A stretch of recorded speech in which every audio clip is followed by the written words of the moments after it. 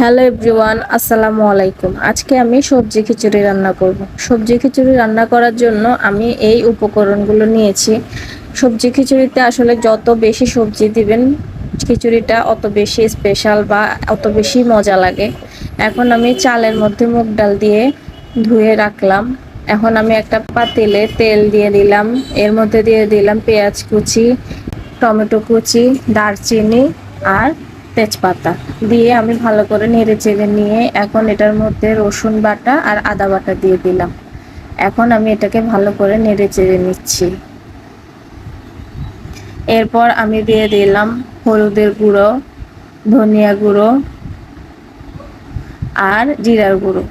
যেহেতু আমার খিচুড়িটা বাচ্চারাও খাবে, আমার বাচ্চারা একদমই ঝাল খেতে পারে না, তাই আমি এখানে কোনো ঝাল ইউজ করি নাই, ঝাল দেই নাই। আপনারা আপনাদের মন মতো ঝাল দিয়ে নিতে পারবেন। চাইলে গুঁড়ো মরিচ, কাঁচামরিচ যে যেটা খান দিয়ে নেবেন। এর মধ্যে আমি এখানে পানি দিয়ে দিয়েছিলাম। এখন আমি সবজিগুলো দিয়ে দিচ্ছি। সবজিগুলো দিয়ে আমি ভালো করে নেড়ে চেড়ে দিয়েছিলাম। এই যে দেখুন আমার সবজিটা কত পারফেক্টলি হয়ে গিয়েছে সিদ্ধ। সবজিটা আগেই দিবেন, কারণ অনেক সময় দেখা যায় চালটা সিদ্ধ হয়ে যায়, সবজিগুলো শক্ত শক্ত থাকে, তাই সবজিটা আগে সিদ্ধ করে নেবেন মশলার মধ্যে। এরপর পানি দিয়ে দিলাম আমি। এখন আমি চাল আর ডালটা ধুয়ে রেখে দিয়েছিলাম, ওই চাল ডালটা এখন সবজিগুলোর মধ্যে দিয়ে দিচ্ছি। এখানে পানিটা আপনারা আপনাদের পরিমাণ মতো দিবেন। যে যতটুকু চাল রান্না করবেন ঠিক অতটুকুই পানি দিবেন, বা খিচুড়িটা আপনারা যেরকম দেখতে চান, অনেকে একটু নরম বা অনেকে একটু শক্ত ঝরঝরা খেতে চায়, ওই পরিমাণে আপনারা পানিটা দিয়ে নেবেন। আমি এখানে মুগ ডাল দিয়েছি, আপনারা চাইলে আরও অনেক ধরনের ডাল দিতে পারেন। এগুলো দেওয়া হলে আমি ভালো করে নেড়ে চেড়ে এখন এটাকে ঢেকে দিয়ে দিব।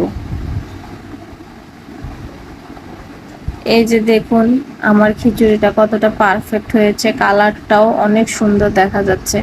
আসলে সবজি খিচুড়িটা খেতে অনেক মজা লাগে আমার কাছে। অনেকের কাছে পাতলা খিচুড়ি মজা লাগে, অনেকের কাছে ভুনা খিচুড়ি মজা লাগে, আবার অনেকের কাছে ডাল খিচুড়ি।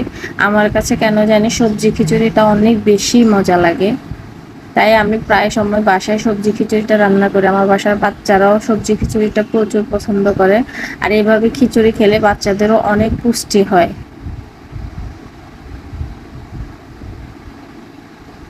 এই খিচুড়িটা আপনারা যে যেভাবে ইচ্ছা খেতে পারেন। কেউ কেউ মাংস দিয়ে, অনেক রকমের ভর্তা দিয়েও খেতে পারেন। তারপর এটাকে ডিম ভাজি, ডিম ভুনা যে যেভাবে চান ইচ্ছা